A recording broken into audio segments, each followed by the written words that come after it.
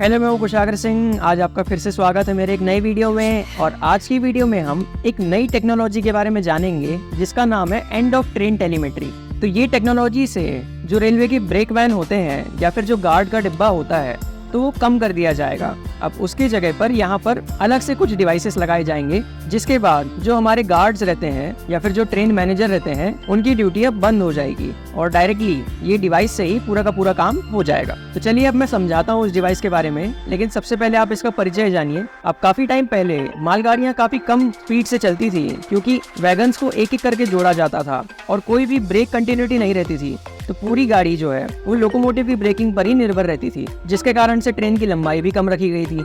और इसके बाद मालगाड़ियों की लंबाई और स्पीड बढ़ाने के लिए ट्रेन को पीछे के छोर से कंट्रोल करना बहुत ज्यादा जरूरी हो गया था।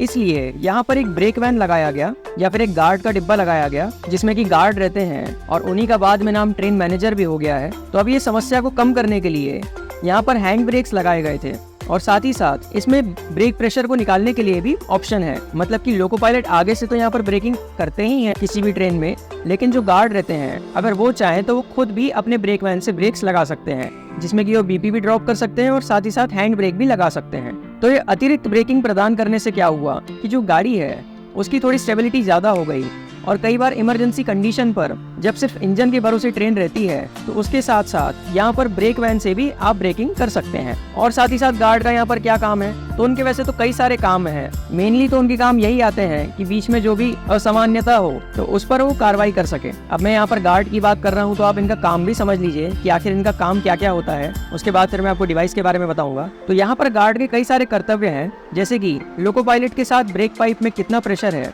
उसकी कंटिन्यूटी चेक करना। जब भी हाई ग्रेडियंट रहा या फिर लो ग्रेडियंट रहा, मतलब कि ऊंचाई या चढ़ाई पर जब भी गाड़ी रुकेगी तो वहाँ पर अपना हैंड ब्रेक लगाएं। फॉलिंग मार्क का सुनिश्चित करना। इसके बाद जो परमानेंट स्पीड रेस्ट्रिक्शन होते हैं या फिर टेम्पररी स्पीड रेस्ट्रिक्शन होते हैं, जो कि कई बार बोर्ड्स लगे रहते हैं, तो जैसे ही वो बोर्ड खत्म होंगे तो फिर उसके बाद भी यहाँ पर गार्ड बता सकते हैं। इसके साथ साथ जरूरत पड़ने पर इमरजेंसी ब्रेक लगाना और ट्रेन पार्टिंग, मतलब कि ट्रेन जब आधी हो जाए उसके बारे में बात करना। गाड़ियों की पीछे से सुरक्षा करना और साथ ही साथ कोई भी वैगन में मान लीजिए दरवाजे खुले हुए हैं तो वो भी उनके अंडर में ही आता है कि वो सब कुछ बंद करवाएं, जिससे कि जो प्लेटफॉर्म है, मतलब कि जब भी मालगाड़ी कोई प्लेटफॉर्म से गुजरेगी तो प्लेटफॉर्म वहाँ पर डैमेज ना हो, क्योंकि उनके जो दरवाजे खुले रहते हैं वो बड़े ही खतरनाक रहते हैं और प्लेटफॉर्म को टच कर जाते हैं। तो कई बार स्पीड में से प्लेटफॉर्म उखड़ते हैं, लेकिन ये भी उनकी ड्यूटी है कि भाई सारे दरवाजे जो है बंद करवाएं। फिर ब्रेक बाइंडिंग होना, हॉट एक्सल होना या फिर छोटी मोटी परेशानी जैसे कि पॉइंट्समैन मान लीजिए नहीं रहा, गेटमैन नहीं रहा तो वही कपलिंग करवाएंगे और जो फाटक है उसको बंद करेंगे। और फिर बाकी जो आगे से गाड़ियां आ रही है उसको सिग्नल आदान प्रदान करना, मतलब कि सिग्नल एक्सचेंज करना। तो इस तरह के कई सारे काम है ट्रेन मैनेजर या फिर गार्ड के, जो कि मैनुअली हुआ करते थे। अब लेकिन इसको मैनुअली से हटाकर डिवाइस लगाया जाएगा जिसे हम कहते हैं EOTT या फिर end of train telemetry technology. तो अब इस टेक्नोलॉजी में मेनली 2 इकाइयां होती है, जिसमें कि सबसे पहला होता है कम्युनिकेशन डिस्प्ले यूनिट या फिर कैब यूनिट, और इसी को हम HOT कहते हैं, मतलब कि हेड ऑफ ट्रेन यूनिट। अब जैसा कि इसका नाम है हेड ऑफ ट्रेन यूनिट, तो इसको इंजन में लगाया जाता है। तो यहाँ पर एक डिस्प्ले पैनल रहता है जिसमें कि सारी चीजें बताया करते हैं जितनी भी इसमें आती है। तो ये हो गया HOT। दूसरा इसमें यूनिट लगाया जाता है EOT, मतलब कि एंड ऑफ ट्रेन यूनिट। अब इसको जो लास्ट डिब्बा है मालगाड़ी का उसकी कपलिंग पर लगाया जाता है, या फिर जिसे हम CBC कपलर कहते हैं उसके ऊपर लगाया जाता है। अब HOT या फिर जो इंजन में लगा हुआ यूनिट है हेड ऑफ ट्रेन यूनिट, इसमें आखिर क्या क्या होता है, तो इसमें रहता है कीबोर्ड, रेडियो ट्रांसमीटर और receiver, GPS module, GSM module, etcetera etcetera. मतलब कि इसमें कई सारी चीजें जो है वो HOT में दी गई हैं। और जो EOT होता है, मतलब कि एंड ऑफ ट्रेन यूनिट, तो वो भी इससे कनेक्टेड रहता है, लेकिन मेनली उसको ब्रेक पाइप से कनेक्ट किया जाता है ताकि कुछ भी होने पर वो ब्रेक पाइप से प्रेशर निकाल सके। और HOT और EOT दोनों में GPS रिसीवर लगे हैं और GPRS में क्लाइंट के सर्वर को अपनी लोकेशन और अन्य महत्वपूर्ण जानकारी देने की क्षमता है। मतलब कि ये अपनी लोकेशन भी शेयर करते रहते हैं, जिससे कि मालगाड़ी कहाँ पर है ये चीज का एकदम एग्जैक्टली पता लग पाएगा। और ये आपस में कम्युनिकेट कैसे करते हैं, तो इसके लिए यहाँ इंजन पर एक एंटीना भी लगाया गया है जो कि लोकोमोटिव की छत पर लगा रहेगा और उसी से ये सब आपस में कनेक्टेड रहते हैं। मतलब कि EOT, HOT और साथ ही साथ जो अपनी GSM सैटेलाइट ऊपर घूम रही है, जितने भी ये सिग्नल्स एक्सचेंज करते हैं वो सब सैटेलाइट को भेजते हैं एंटीना के जरिए, जिससे कि गाड़ी का बराबर चलना सुनिश्चित हो पाता है। और इसमें क्या क्या है, तो इसमें मैं आपको बता दूं, एक हाई विजिबिलिटी मार्कर लाइट भी लगाई गई है जो कि एक फ्लैशर डिवाइस टाइप का है और टेल लैम्प का ये काम करेगा। और जैसा कि इसका नाम है, मतलब ये हाई विजिबिलिटी की एक तरह से लाइट रहेगी जो कि बार बार जलेगी बुझेगी। जिससे कि ये चीज का पता लग पाएगा कि ये आखिरी डिब्बा है और ये टेल लैम्प की जगह पर काम करेगा। अब ये जो EOTT उपकरण है तो ये 12 साल की सर्विस लगभग देंगे, मतलब कि ये ऐसे डिजाइन करे गए हैं कि 12 साल ये चलेंगे आराम से, और HOT और EOT डिवाइस मिलके इस गाड़ी को चलाएंगे और इसी को हम EOTT टेक्नोलॉजी कहते हैं। अब लेकिन आप सोच रहे होंगे कि मालगाड़ी को तो भाई बहुत बार कनेक्ट किया जाता है फिर अलग कर दिया जाता है, तो इसमें HOT और EOT को बार बार निकालना पड़ेगा। तो मैं आपको बता दूं ऐसा नहीं है। HOT को कई सारे इंजन पे लगाया जाएगा और EOT डिवाइस अलग रहेंगे। तो जो भी मालगाड़ी का आखिरी डिब्बा रहेगा उसमें EOT लगा दिया जाएगा और बाद में इन दोनों को कनेक्ट किया जाएगा। अब कनेक्ट कैसे करेंगे? तो देखिए, जितने भी HOT और EOT डिवाइस है इन सब के लिए अलग से एक ID कोड दिया जाएगा और जो हमारा मेन हेड ऑफ ट्रेन या फिर HOT डिवाइस जो है तो उसमें लोको पायलट को इनपुट करना पड़ेगा EOT डिवाइस का नंबर, मतलब कि ये जो 5 डिजिट का नंबर है उसको वहाँ पर इनपुट करना पड़ेगा, जिससे कि HOT और EOT पेयर हो जाएंगे। जैसे कि हमारा ब्लूटूथ पेयर होता है वैसे ये भी पेयर हो जाएंगे और इसके बाद फिर गाड़ी आगे बढ़ पाएगी। अब यहाँ पर आपने ये तो समझ लिया कि HOT और EOT डिवाइस क्या है, मतलब कि एंड ऑफ ट्रेन टेलीमेट्री के आपने डिवाइसेस जान लिए। अब आप इसकी मुख्य विशेषताएं जाने कि मतलब ये काम क्या करेंगे, मतलब कि कैसे गार्ड का काम ये खत्म करने वाले हैं, अब आप ये जानिए। तो देखिए, अब जो कंटिन्यूटी रहती है पूरी की पूरी ट्रेन की, मतलब कि आखिरी डिब्बे तक जो ब्रेक प्रेशर जाता है इंजन से, तो उस चीज को यहाँ पर ही डिस्प्ले करेगा HOT डिवाइस में, जिससे कि लोको पायलट को ये चीज पता लग पाएगी कि आखिरी डिब्बे तक के प्रेशर बराबर जा भी रहा है कि नहीं जा रहा है और कितना ब्रेक पावर प्रेशर वहाँ पर है। इसके साथ साथ मान लीजिए अगर थोड़ी सी ज्यादा ब्रेकिंग करनी है या फिर थोड़ी तेज ब्रेकिंग करनी है तो उसके लिए लोको पायलट अपने तो ब्रेक लगाएंगे ही लगाएंगे, साथ ही में ये पीछे के भी ब्रेक्स लगा सकते हैं, मतलब कि ये आखिरी डिब्बे से भी ब्रेकिंग कर सकते हैं EOT डिवाइस के जरिए। तो उससे क्या होगा कि पीछे से भी ब्रेक लगेंगे और आगे से भी ब्रेक लगेंगे, जिससे कि गाड़ी जल्दी रुकेगी। अब आप ऐसे समझिए कि सिर्फ मान लीजिए इंजन से ही ब्रेक्स अगर निकलेंगे तो अब भाई मालगाड़ी तो इतनी लंबी होती है तो पीछे से प्रेशर निकलने में काफी ज्यादा टाइम लग जाएगा, जिससे कि वहाँ पर ब्रेकिंग होने में थोड़ा सा टाइम लगेगा। और यहाँ पर जब भी इमरजेंसी में ब्रेक्स लगाने रहते हैं तो टाइम बहुत महत्वपूर्ण रहता है,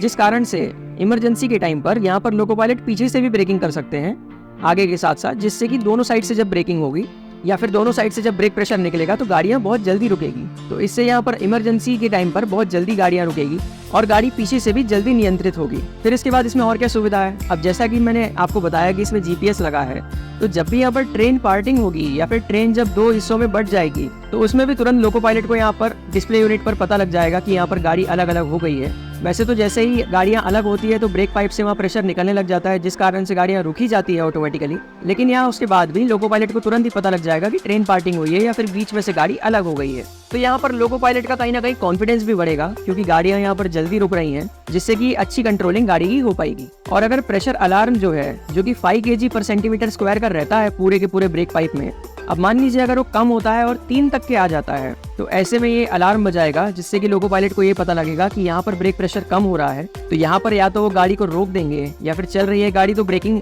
थोड़ी देर के लिए नहीं करेंगे, जिससे कि वापस प्रेशर पीछे तक के जा सके और 5 वापस से हो पाए, क्योंकि इंजन में जो कंप्रेसर लगे रहते हैं वो हवा को खींच के प्रेशर बनाते हैं और फिर आखिरी डिब्बे तक भेजते हैं। तो अगर मान लीजिए 3 आ रहा है तो बराबर से ब्रेकिंग नहीं होगी, इसलिए लोको पायलट थोड़ी देर के लिए ब्रेक्स नहीं लगाएगा या फिर थोड़ी खतरनाक कंडीशन रही तो गाड़ी खड़ी ही कर देगा, जिससे कि वापस BP या फिर ब्रेक प्रेशर बराबर 5 kg/cm² का हो जाए और फिर से गाड़ी को आगे बढ़ाया जा सके अच्छे से। और बाकी इसमें GPS यूनिट का तो प्रावधान है ही, जिससे कि लोको पायलट को ये चीज पता चलेगा कि ट्रेन पूरी है कि नहीं है। और साथ ही साथ यहाँ पर जैसे गार्ड बताता था कॉलिंग मार्क को देख के कि गाड़ी पूरी की पूरी लाइन के अंदर में आ गई है या नहीं आ गई है, तो वो भी यहाँ पर इससे पता लग पाएगा। फिर उसके बाद मैंने आपको ये भी बताया कि इसमें HVML लगाया गया है, मतलब कि हाई विजिबिलिटी मार्कर लाइट, जो कि फ्लैशर डिवाइस के जैसे जलेगी और ये काफी दूर तक के दिखाई पड़ेगी, तो ये भी इसमें एक प्लस पॉइंट है। इसके बाद यहाँ पर LV भी लिखा जाएगा, जो कि रेट्रो रिफ्लेक्टिव मटेरियल के साथ में ड्राइंग की जाएगी जिसकी, और LV का मतलब होता है लास्ट व्हीकल, जो कि ट्रेन के आखिरी डिब्बे में लगाया जाएगा। इसके बाद इसमें एक DTWL भी है, मतलब कि डिसेबल्ड ट्रेन वार्निंग लाइट, जिसका मतलब ये है कि अगर इमरजेंसी कंडीशन में मालगाड़ी अचानक से बंद हो जाती है या फिर खड़ी हो जाती है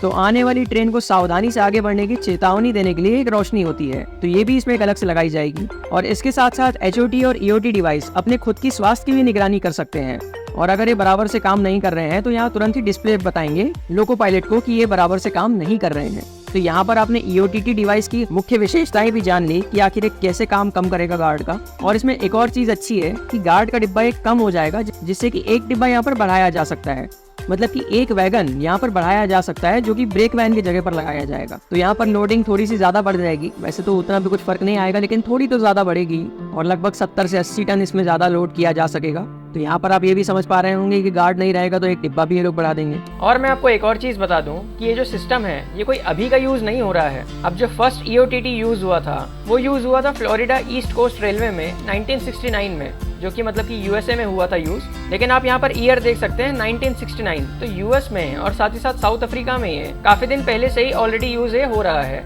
और वहीं इंडिया में अब फिलहाल इसको लाया जा रहा है। तो इस तरह से यहाँ पर ये काफी सारे काम करेगा, जिससे कि मालगाड़ी में अब गार्ड हट जाएंगे कुछ दिनों बाद। लेकिन अभी भी कुछ चिंता के मुद्दे हैं, क्योंकि सारी की सारी ड्यूटी गार्ड की कवर नहीं करता है। तो यहाँ पर बाकी की ड्यूटी पूरी की पूरी लोको पायलट के ऊपर सौंप दी जाएगी, जो कि बहुत ही ज्यादा गलत बात है। वैसे ही उनके पास इतने सारे काम रहते हैं और गार्ड के जगह के काम भी अब इनके हाथ में आ जाएंगे, जो कि एक तरह से देखा जाए तो ठीक नहीं है, क्योंकि भाई मैनुअली ही अगर कोई आदमी रहे तो ज्यादा सही रहता है ये चीज। अब इसमें चिंता के मुद्दे क्या है तो आप ये समझिए। तो देखिए, पहले हमेशा गार्ड रहता था जो कि कंटिन्यूटी को चेक करते रहता था, लेकिन अब पूरा का पूरा लोको पायलट को ही करना पड़ेगा, मतलब लगातार यहाँ पर ध्यान देते रहना पड़ेगा उनको। इसके बाद जैसे कि कहीं फाटक आ जाता है तो उस टाइम पर फाटक को बंद करने का काम भी लोको पायलट को ही करना पड़ेगा। मान लीजिए अगर कहीं गेटमैन नहीं है तो फिर उसके बाद मान लीजिए कहीं पर कोई कपलिंग खुल जाती है तो वो भी लोको पायलट को ही जाके कपलिंग वहाँ पर लगाना पड़ेगा, वरना पहले गार्ड यहाँ पर कर दिया करते थे। फिर इसके बाद मान लीजिए अगर यहाँ पर ब्रेक बाइंडिंग हो रही है या फिर हॉट एक्सल हो रहा है, तो इस तरह की जब भी समस्याएं होंगी तो वो भी लोको पायलट को ही ध्यान देना पड़ेगा।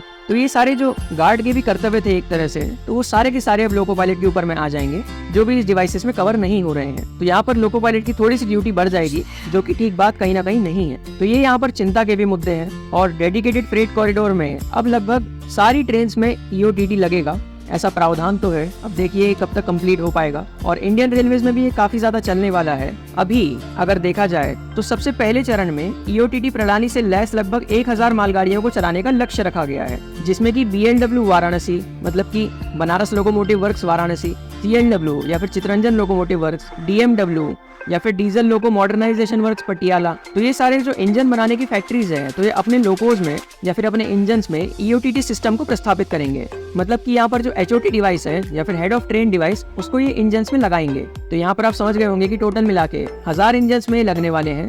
और EOTT सिस्टम का फील्ड परीक्षण वर्तमान में साउथ ईस्टर्न रेलवे की BNDM लोको शेड या फिर बोंडा मुंडा लोको शेड और साथ ही साथ ईस्ट कोस्ट रेलवे के अंगुल लोको शेड द्वारा किया जा रहा है।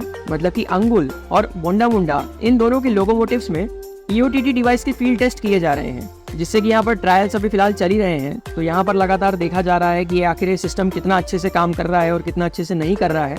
और ये दोनों भी लोको शेड RDSO के साथ मिलकर यहाँ पर काम कर रहे हैं, जिससे कि ये चीज पता लगाई जा रही है कि भाई कितना ये अच्छे से काम कर रहे हैं और कितना नहीं कर रहे हैं। तो यहाँ पर आपने EOTT डिवाइस के बारे में अच्छे से समझ लिया होगा, जिसका फुल फॉर्म है end of train telemetry technology. अब देखते हैं ये कब तक पूरी की पूरी मालगाड़ियों में लग पाते हैं, और जो पहले 1000 ट्रेनों में इसका प्रावधान है तो ये भी कब तक चालू हो पाएंगी। फिलहाल तो इसके ट्रायल्स लगातार चल ही रहे हैं, अभी कुछ दिन पहले कानपुर में भी हुआ था। तो अगर अभी भी आपको कुछ डाउट है तो आप कमेंट सेक्शन में पूछ सकते हैं। अगर वीडियो पसंद आया होगा तो लाइक, सब्सक्राइब, शेयर जरूर से करें। मिलते हैं ऐसी किसी और वीडियो में ट्रेन्स की बहुत सारी जानकारियों के साथ। Thank you so much for watching this video. धन्यवाद।